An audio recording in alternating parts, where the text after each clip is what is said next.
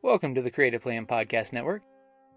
Join us as we share our favorite RPGs, one-shot games, tabletop games, reviews of items, and convention panels, and other exciting things that we run into from time to time. Sit back and enjoy the show.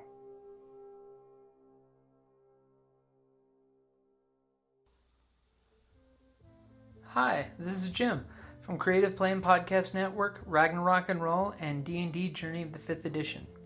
First, I'd like to say thank you for rating us on iTunes and RPGpodcast.com, and I just wanted to let you know that we're now on Patreon.com. It's a great site to help support us and keep us making more podcasts, and we can occasionally give you guys surprises if you're a patron. If you can, please look us up at www.patreon.com/CPPN. That's www.patreon.com/CPPN, and help us in any way you can. Thank you for listening. Hey guys, Jim here with Creative Plan Podcast Network.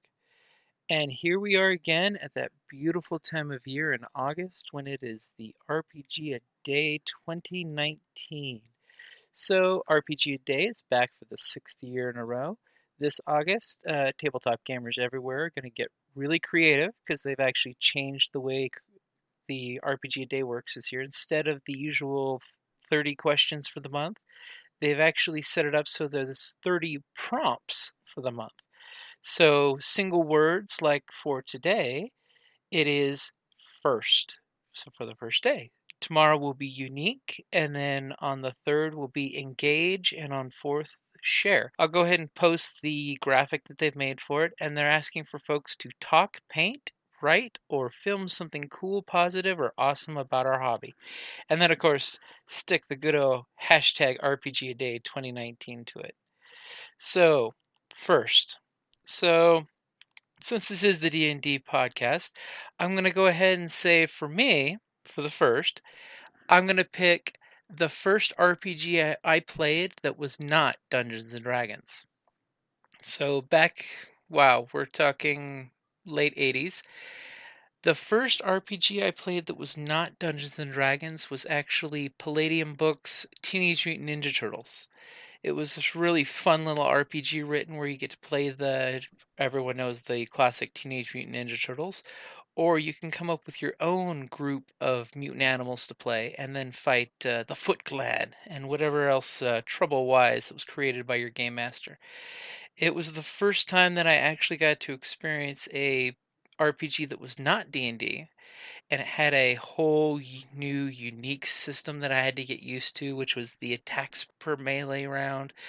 You could parry, you could dodge, you could do things other than just hit and move. It took a long time to make your character. Usually standard Palladium characters, as those who played the current versions know, it takes a good 2-3 hours to get a character made in the Palladium system, mainly because you roll up your character, then you have to pick your skills, then you opt to how to mutate your character, so it's totally customized. You could have anywhere from a completely animal-looking mutant that had powers, that allowed it to touch and do things, or you could have a completely humanoid-looking mutant animal that's completely burned all its bio-E points into that. And that was one thing that really inspired me as a game master when I got into that game, was the fact that it wasn't just role-playing for dungeon crawls.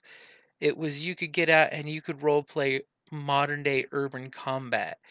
Then all of a sudden, realize that, hey, you're not just stuck to doing dungeon crawls and, D&D.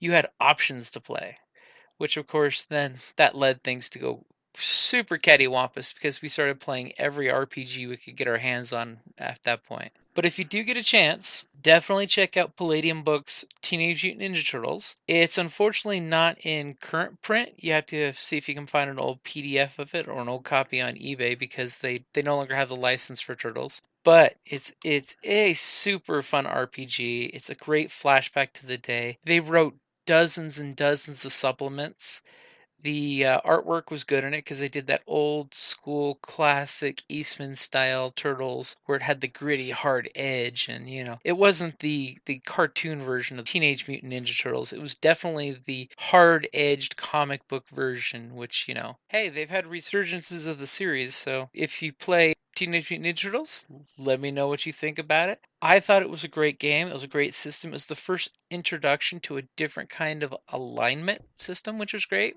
And they had awesome insanity tables in there for when you got all messed up in the head, which it's funny because at some point they had to redact those, and they actually issued stickers to put in your player's book to make it more PG-13 with the insanity tables they came up with.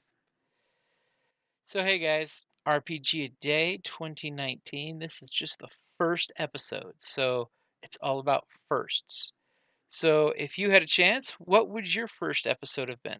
I'm still going to get Kelly to go ahead and write up something so we can post on the creativeplayingpodcastnetwork.com and see if some of our other gamers can get into it, because we're getting a slow start to RPG Day 2019. But it's August the 1st, all about firsts, and I'll probably be writing something up and hopefully getting another post on the Ragnarok and Roll podcast site as well.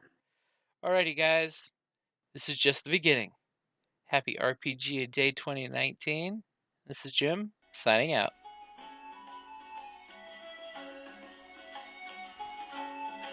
Thank you for listening to the Creative Play and Podcast Network. And feel free to enjoy our other shows, such as D&D Journey of the 5th Edition and Scion Ragnarok and Roll, a Scion hero to Ragnarok story. Thank you for listening.